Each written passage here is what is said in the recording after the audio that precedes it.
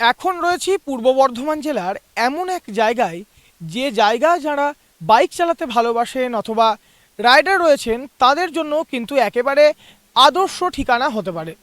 হাতে বাইক পেলেই যারা এদিক ওদিক যেতে ভালোবাসেন অথবা ফাঁকা সময় পেলে ছুটি পেলে যারা ঘুরতে যেতে ভালোবাসেন, তারা কিন্তু সময় বের করে ইচ্ছা হলে আসতে পারেন পূর্ব বর্ধমান জেলার এই জায়গায়।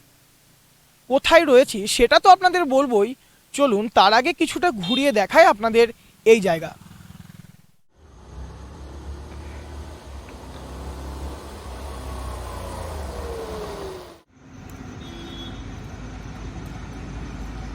ইচ্ছা হলে বা চাইলে আপনি আপনার বন্ধু বা সঙ্গীকে সঙ্গে নিয়ে অবশ্যই আসতে পারেন পূর্ব বর্ধমান জেলার এই জায়গায়। যখন আপনি বাইক চালাবেন তখন আপনার সেই বাইক রাইডের সাক্ষী থাকবে দুপাশের ঘন জঙ্গল। হ্যাঁ, দুপাশে রয়েছে ঘন জঙ্গল আর মাঝখান দিয়ে চলে গিয়েছে কালো পিচের রাস্তা।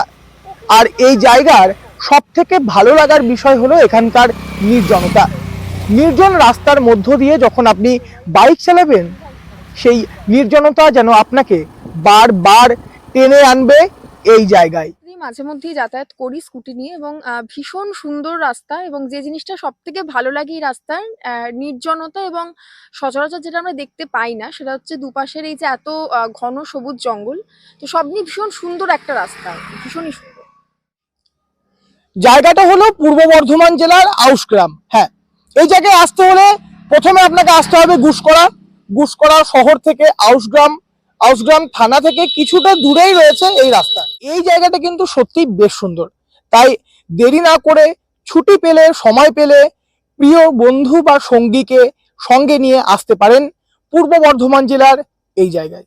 পূর্ব বর্ধমান থেকে বনোয়ারিলাল চৌধুরী, লোকাল 18 বাংলা।